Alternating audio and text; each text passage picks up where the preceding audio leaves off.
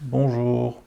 Tout le monde ne le sait pas forcément, mais j'ai travaillé plusieurs années dans le marketing et j'ai donc eu l'opportunité de voir au quotidien comment se passe la conception de questionnaires pour des enquêtes ou comment se passe le suivi et l'analyse statistique de résultats de sondages. Et justement aujourd'hui on va parler de sondages. Pour l'occasion je vous ai sélectionné quelques sondages qui ont été réalisés durant ces dernières années en France par de grands instituts comme Ipsos, IFOP ou Odoxa, des sondages dans lesquels depuis quelques années dans notre société communautarisée, on étudie de plus en plus les réponses des gens en fonction du critère de leur foi religieuse, en plus des nombreux autres critères classiques que sont l'âge, le diplôme, la profession ou le lieu d'habitation. Et justement, il y a eu pas mal de polémiques ces dernières années sur des réponses de musulmans à différents sondages réalisés en France, dont la presse nationale a parlé, et je voudrais qu'on regarde ensemble si ces polémiques sont justifiées ou non.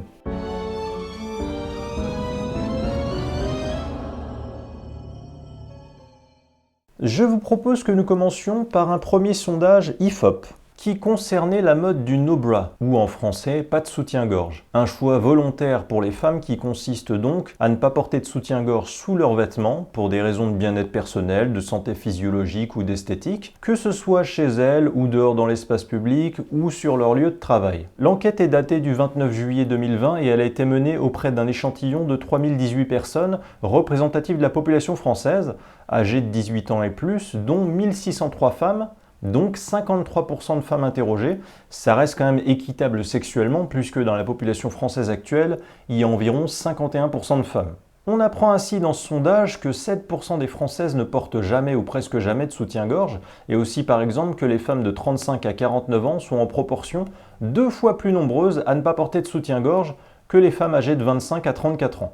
Alors sinon, ce sondage est plutôt cohérent avec l'idée qu'on peut avoir de l'islam, une religion qui à travers le monde a tendance comparativement à plus couvrir le corps des femmes que les autres ères civilisationnelles, entre le voile, la burqa, les djellabas qui cachent et bâchent unilatéralement les formes du corps au lieu de les mouler. Et ça peut s'illustrer dans ce sondage quand on constate qu'un peu plus d'un quart à un tiers des sans religion, catholiques non pratiquants et catholiques pratiquants font partie des Français et Françaises dérangés à l'idée de voir une femme qui ne porte pas de soutien-gorge sur son lieu de travail. Ça va de 27 à 36%, mais ce taux monte carrément à 60% chez les musulmans. Presque le double. Donc cette réponse islamique plutôt disproportionnée comparée aux autres, la seule réponse communautaire majoritaire d'ailleurs, car 60% ça veut dire plus de la moitié des musulmans, eh bien cette réponse donc me semble en accord avec ma perception culturelle des choses sur la pudeur islamique dans les sociétés musulmanes. Sinon, il y a une slide dans ce questionnaire concernant l'insécurité et qui nous apprend qu'en France, 20% des Français et Françaises estiment qu'une femme qui laisse apparaître ses tétons sous un haut devrait être, pour son agresseur, une circonstance atténuante en cas d'agression sexuelle. Je trouve ce chiffre énorme à titre personnel. Genre, pour un Français sur 5, si une femme se fait agresser sexuellement, mais qu'on voyait ses tétons à travers ses vêtements, alors il faudrait être compréhensif à l'égard de son agresseur, ou ce serait un peu la faute de la femme si elle se fait agresser sexuellement. 20% des Français, un Français sur 5, pense donc qu'une femme qui a ses tétons apparents sur son haut de vêtements a une part de responsabilité dans son agression sexuelle. C'est énorme comme taux. Et si on en croit ce sondage, le taux de religiosité aurait tendance à rendre les gens plus insensibles envers les femmes agressées sexuellement ou plus compréhensifs vis-à-vis des agresseurs sexuels qui s'attaquent aux femmes, puisque les sans religion sont 13% à penser que c'est une circonstance atténuante pour l'agresseur sexuel, les tétons visibles à travers le vêtement de la victime. C'est un taux plus faible, mais ça reste trop pour moi. Pour les catholiques, ça va de légèrement plus à bien plus que la moyenne des Français, selon le degré de pratique religieuse, de 21% pour les catholiques non pratiquants majoritaires parmi les catholiques en France, il me semble, aux catholiques pratiquants plus rares allant jusqu'à 28% pour estimer que l'agresseur sexuel a une circonstance atténuante parce que la victime avait qu'à pas avoir ses tétons apparents à travers ses vêtements. Et là, le chiffre de la moyenne des musulmans interpelle quand même. Par rapport à la moyenne de la totalité de la population française, dont le taux est de 20%, on voit en comparaison que les musulmans en France seraient apparemment, selon ce sondage, 42% à estimer que l'agresseur sexuel a une circonstance atténuante parce que la victime avait qu'à pas avoir des tétons apparents à travers ses vêtements. Ce taux de 42%, plus de 4 musulmans sur 10, est disproportionné par rapport aux 20%. C'est plus du double. Comment voulez-vous après, via ce sondage méthodologique d'un institut de renom, que le lecteur n'en déduise pas que l'islam peut être un facteur culturel capable de rendre plus misogyne, plus insensible à la peine d'une femme agressée sexuellement ou plus compréhensif envers les gens violents ou les agresseurs sexuels? Je pose la question. Allez, on passe au sondage suivant, un sondage très récent là encore, daté du 31 août 2020 et intitulé « Droit au blasphème, caricature, liberté d'expression, les Français sont-ils encore Charlie ?» Et on peut constater à l'intérieur de ce sondage que là où 59%, soit 6 Français sur 10, donc la majorité de l'ensemble des Français, estiment que les journaux qui publient une caricature du prophète de l'islam, ça relève de la liberté d'expression, 31% de l'ensemble des Français y voient plus une provocation inutile. Mais quand on étudie l'avis des musulmans interrogés à ce sujet, le rapport de force s'inverse. Seulement 19% des musulmans estimeraient que les journaux qui publient une caricature du prophète de l'islam, ça relève de la liberté d'expression et qu'ils ont raison de pouvoir le faire. Donc 3 fois moins que l'ensemble des Français. Et 69% des musulmans interrogés, la majorité, 7 musulmans sur 10, estiment que les journaux publiant une caricature du prophète Mohammed ont tort car il s'agit d'une provocation inutile. Mais là, des gens vont me dire devant ce constat « Oh, tu sais, un musulman, pour lui, le prophète Mohammed, c'est sacré, donc ça leur fait pas plaisir de le voir moqué ou caricaturé. » Cette question n'illustre que le sentiment d'approbation ou de désapprobation. Ces 7 musulmans sur 10 n'expriment là qu'un sentiment. C'est pas comme s'ils avaient demandé des sanctions dignes d'un pays islamique du tiers-monde. Eh bien justement, pas de chance. Allons dans la partie du questionnaire concernant le droit au blasphème et à la critique des religions. Je rappelle que critiquer ou rire de l'islam, ou son livre sacré, ses symboles, ses personnages, ce sont des droits indiscutables en France, et moi-même j'en use librement. C'est d'ailleurs pour ça que 79%, soit 8 Français sur 10 parmi l'ensemble des Français interrogés, seraient opposés à ce que le journal Charlie Hebdo soit traduit en justice lors d'un procès à cause des dessins du prophète Mohammed. Et je pense que dans les 21% qui y seraient favorables, vu que c'est l'ensemble des Français, on peut y mettre l'avis des gauchistes islamophiles et des musulmans inclus. Mais par contre, si on se focalise justement sur l'avis des musulmans, c'est pas 8 sur 10 qui seraient opposés à un procès contre Charlie Hebdo à cause des caricatures, mais seulement un tiers, 34%, donc une minorité. La majorité des musulmans interrogés, 66%, souhaitant en effet un procès contre Charlie Hebdo à cause de la publication des caricatures. La part des musulmans interrogés qui estiment justifié de traduire en justice Charlie Hebdo à cause des caricatures est 2,5 fois supérieure à celle de l'ensemble des Français qui le souhaitent. Et je pose la question suivante. Si 66% des musulmans de France interrogés veulent un procès envers Charlie Hebdo, est-ce que ça signifierait pas qu'ils veulent une sanction judiciaire envers Charlie Hebdo pour avoir publié des dessins de leur prophète? Bah oui, quand on y réfléchit, pourquoi ils voudraient un procès si c'est pour au final ne vouloir aucune sanction? Moi, si je sais qu'un mec a fait du vélo dehors, c'est innocent l'action de faire du vélo dehors. Je vais pas demander un procès contre lui si j'estime que c'est un acte innocent. Je ne vais réclamer un procès que contre des personnes que j'estime coupables. Genre un violeur, un voleur, bref, une personne que je veux voir condamnée. On ne réclame un procès contre quelqu'un que si on veut une sanction contre cette personne. Ça rime à quoi de dire « je souhaite un procès contre cet homme innocent qui a fait du vélo dehors afin qu'il ne soit condamné à rien car la pratique du vélo dehors n'est pas un crime ». Donc pardon, mais si 66% des musulmans de France interrogés veulent un procès contre Charlie Hebdo car Charlie Hebdo a publié des dessins d'un prophète, je n'exclus pas que ça signifie que ces 66% de musulmans veuillent, s'ils sont cohérents, que Charlie Hebdo soit condamné par la justice à une peine et aussi que ces 66% criminalisent par conséquent d'une manière ou d'une autre la liberté de dessiner ou de montrer un dessin du prophète Mohammed. Et dans une autre slide, on apprend que 8% de l'ensemble des Français ne condamnent pas les terroristes qui ont commis l'attentat contre Charlie Hebdo, et chez les musulmans, ce taux est plus du double, 18%. La question suivante du sondage que je voudrais qu'on voit est celle-ci. Imaginez que vous vous retrouviez en janvier 2015 au lendemain de l'attentat commis à l'encontre des journalistes de Charlie Hebdo. Participeriez-vous aux manifestations suivantes? Et voici ce que l'on constate dans les réponses. 20% de l'ensemble des Français refuseraient de participer à une minute de silence organisée en hommage aux journalistes victimes de l'attentat contre Charlie Hebdo. Et ce taux est multiplié par 2, car on passe à 41% des musulmans qui refuseraient de participer à une minute de silence organisée en hommage aux journalistes victimes de l'attentat contre Charlie Hebdo. Mais bon allez, je vais me faire l'avocat du diable, on va être gentil. Si durant cette minute de silence, ceux qui refusent d'y participer ne parlent pas, ne crient pas, simplement ils s'éloignent du groupe faisant la minute de silence, alors il n'y a pas de nuisance à l'unité de la minute de silence, leur absence sera invisible et inaudible. Ensuite, toujours selon ce sondage, les musulmans interrogés seraient aussi moins nombreux s'ils se retrouvaient le lendemain de l'attentat contre Charlie Hebdo à participer à des marches républicaines organisées sous le slogan « Je suis Charlie ». Mais là encore, on peut accorder un bénéfice du doute, je vais me faire l'avocat du diable. On peut dire que leur absence à une manifestation, c'est un non-acte, c'est passif. Un éloignement d'une personne opposée à une manifestation n'empêche pas la manifestation.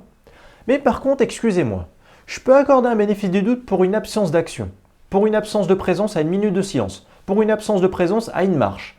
Mais pourquoi parmi les personnes interrogées qui auraient proféré des injures, provocations lors de la cérémonie en l'honneur des victimes de l'attentat de Charlie Hebdo, mais c'est méga glauque quand même de vouloir agir de la sorte lors d'une cérémonie d'hommage à des gens tués par des terroristes. Vous avez 14% chez l'ensemble des Français, c'est quand même énorme, mais surtout 25% chez les musulmans interrogés, presque le double à 3 points près, et encore l'ensemble des Français, les 14%, ça devrait inclure l'avis des musulmans interrogés dedans, qui booste cette statistique.